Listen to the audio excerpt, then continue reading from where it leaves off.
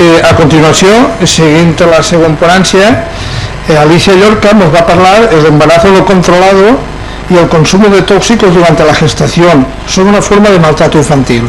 Quan vulguis.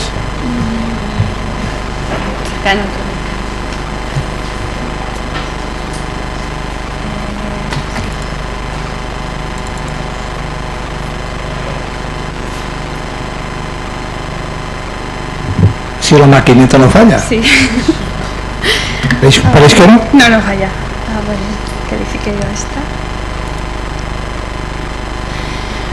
Buenos días. En primer lugar, quería dar gracias al comité científico y a la dirección que me invitaran, que yo realmente esta exposición la tenía que haber hecho el año pasado y tenía que venir, pero tuve un accidente en el camino y este año pues la voy a hacer. Bueno, el título ya lo veis. Y bueno, esta es una idea que surgió, que nosotros trabajamos en el servicio de neonatos, un grupo de personas nos dimos cuenta que un montón de niños nos venían a consecuencia de que o su madre no se habían controlado el embarazo o que había consumido drogas. Vimos que sí que hay una normativa que protege al menor. Y en esa normativa el personal sanitario tiene mucha responsabilidad. Nosotros, todo el mundo estamos más en relación con el niño, lo vemos más, podemos detectar cualquier cosa antes y la mejor manera de notificarlo es mediante la hoja de notificación de atención sociosanitaria infantil y protección de menores, que es la que tenéis ahí. Es una hoja que puede rellenar cualquier profesional sanitario, médicos, enfermeras, auxiliares, cualquiera que note algo, por ahí se notifica. Es muy importante esta hoja porque hace que se coordine toda la atención y sea la mejor atención para el niño. Sin embargo, la bibliografía que hemos encontrado nos dice que no se está utilizando como se debe. La importancia del consumo de drogas durante la gestación, pues es un problema tanto para la madre como para el niño. Para la madre da un montón de problemas, como síndrome de abstinencia y que no se cuida y tampoco cuida al niño. Pero es que para el feto y el recién nacido le provoca pues que va a nacer antes, va a tener problemas de peso, va a tener un síndrome de abstinencia, que si para un adulto ya es malo, para un niño es mucho peor, y sobre todo que a la larga, cuando sea mayor, va a tener problemas neurológicos por culpa del consumo. Siempre depende de la cantidad que haya consumido su madre y de los efectos que a todo el mundo no le funciona igual. Todo lo que la madre toma directamente va al niño y el problema viene ahí. Por otra parte, aunque parezca tontería, el no controlar el embarazo puede ser que no parezca que le perjudica al niño, pero sí que le perjudica, porque hay un montón de enfermedades que se detectan cuando el niño está aún de pocos meses y se pueden solucionar, como la sífilis. Una sífilis tratada antes de la semana 20 no le da ningún tipo de problema al niño. A partir de la semana 20 puede dejarlo ciego, puede un montón de problemas neurológicos, un montón de secuelas que va a tener el niño que se podían haber evitado, y así un montón de cosas más. ¿Qué es el embarazo no controlado? Pues que por lo menos hay que ir 5 veces, que le hagan una serie de ecografías, pero con una vez no vale. ¿Y cuándo? Nunca después de la semana 20. Si no se cumple ninguna de esas dos cosas, no se considera que sea controlado el embarazo.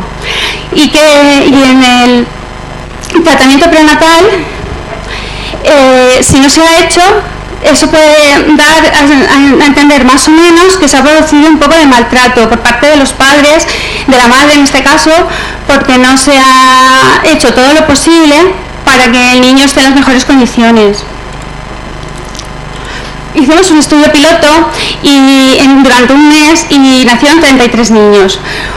Encontramos 4 niños que no se controló el embarazo, 3 niños de mujeres que consumieron tóxicos, y luego de todos ellos, que son 7, solo 4 fueron remitidos a la trabajadora social y solo 2 se rellenó la hoja.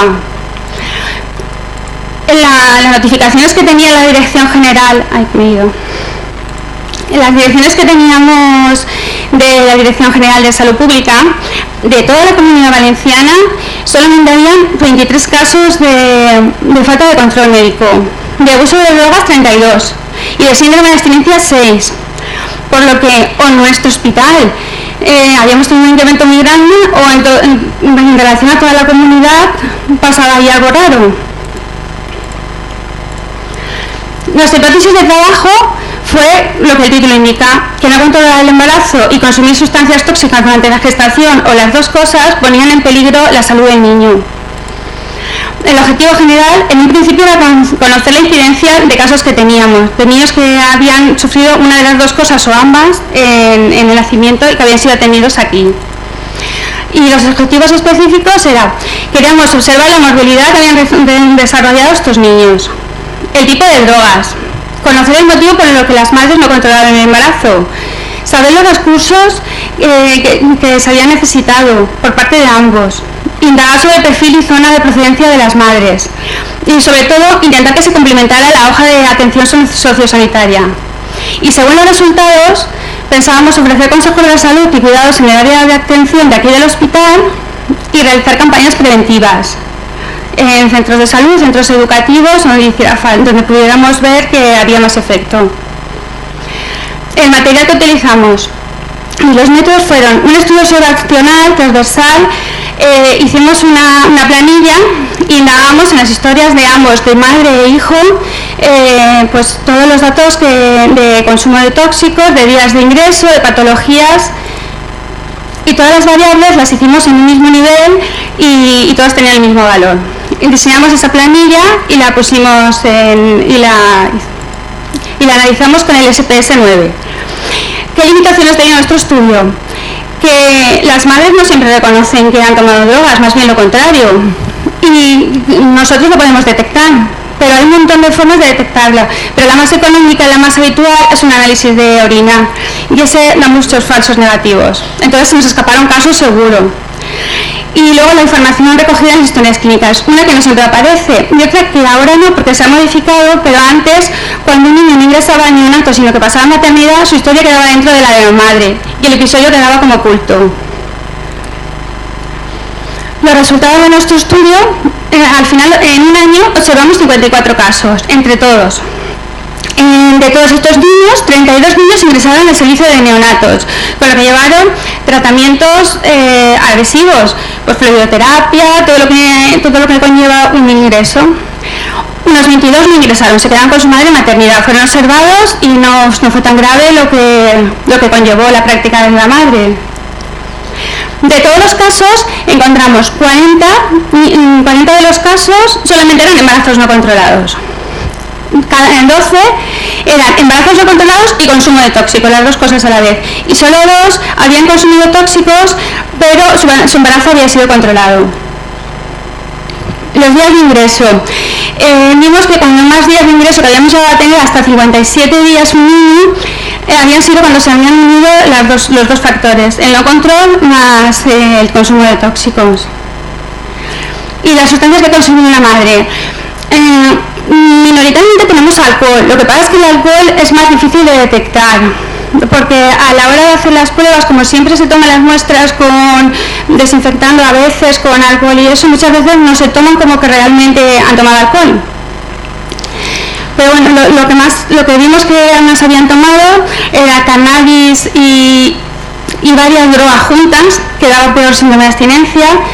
También vimos que habían tomado metadona, más bien benzodiazepinas, algunas con metadona que se intentaban un poco rehabilitar y algunas cannabis. El patrón de consumo, la mayoría que teníamos era dependencia, esporádica y frecuente bastante menos. De todos los niños que sus madres tomaron tóxicos, la mayoría sí que desarrolló síndrome de abstinencia. Luego, encaminada entre las características socioculturales y médicas de la madre, encontramos que la mayoría era mayor de edad, y que más de la mitad tenía una edad superior a 25 años. Porque nuestra primera idea al hacer el estudio, nosotros pensábamos que serían madres jóvenes, inmigrantes, con poca cultura, que nunca habían tenido un embarazo, pero no somos luego esto en los resultados. Nos sorprendió mucho que detectamos 5 casos que su madre tenía el domicilio en Picasen. Todos eran embarazos no controlados y además 3 con consumo de drogas. Eso nos dejó un poco sorprendidos porque estaban en un sitio que debían estar más controlado. La mitad de toda la muestra eran españolas, que ya se chocaba con lo que pensábamos que íbamos a encontrar. De esas, el 25 no controló el embarazo y el 16 no lo controló y además consumió drogas. Los 2 únicos casos que tenemos de control de embarazo y consumo de drogas lo tenemos aquí, eran españolas.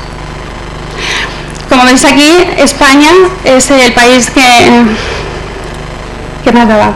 Después también nos sorprendió que todas tenían, bueno, todas no, pero la mayoría tenían muchas gestaciones. La mayoría era 2, pero teníamos hasta gestaciones de 10, que era el 10º niño. Y claro, sorprende mucho que después de 10 niños ni se controlaran y encima tomaran drogas. Con respecto al número de abortos, también nos sorprende que encontramos muchos abortos. La mitad ya habían tenido un aborto, aproximadamente.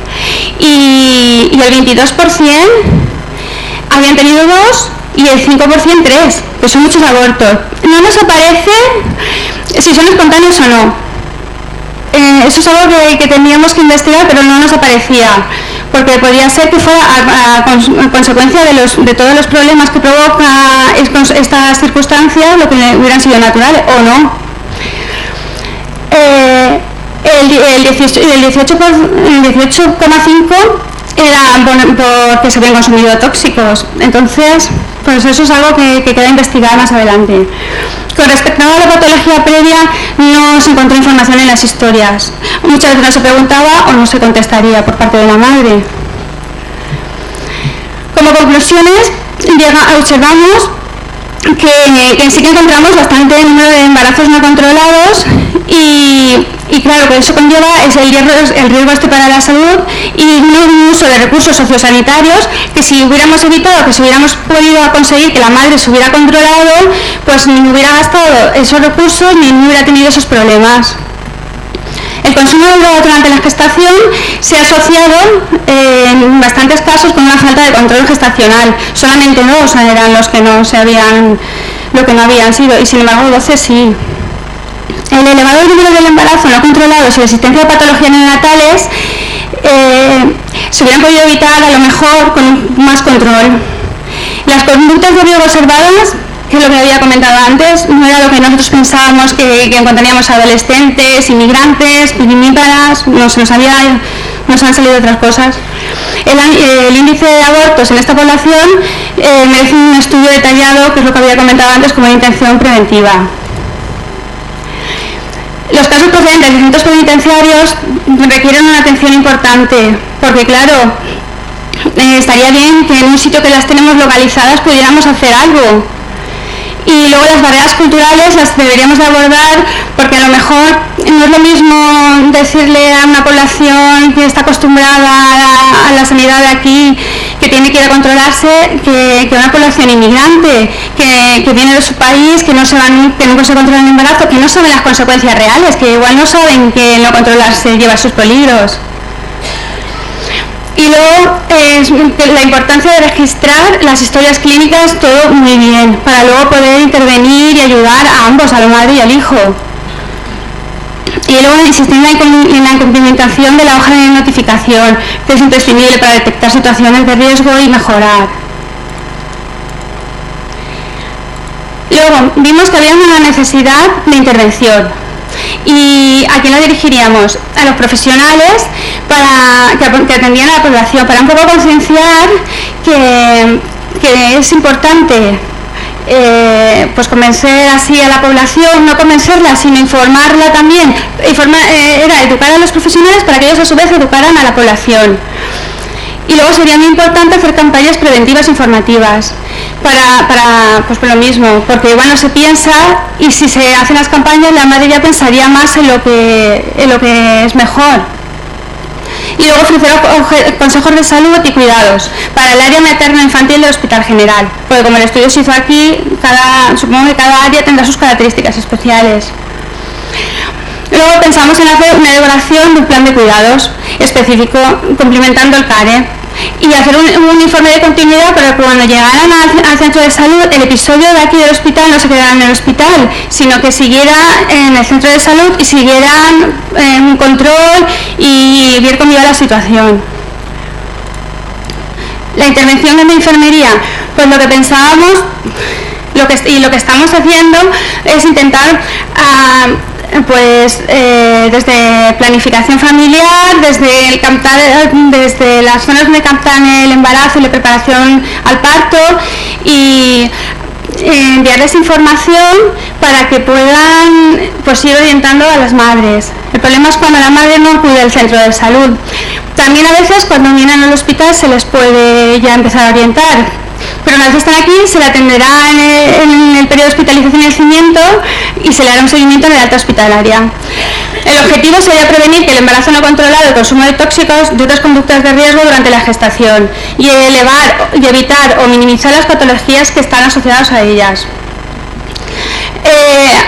El plan de cuidados es lo que nos daría más bien, pues eso, el conseguir que desde el principio de acoger a la madre, captar a la madre, educarla, luego del nacimiento seguir con ella hasta que más o menos ya viéramos que todo va bien. Muchas gracias.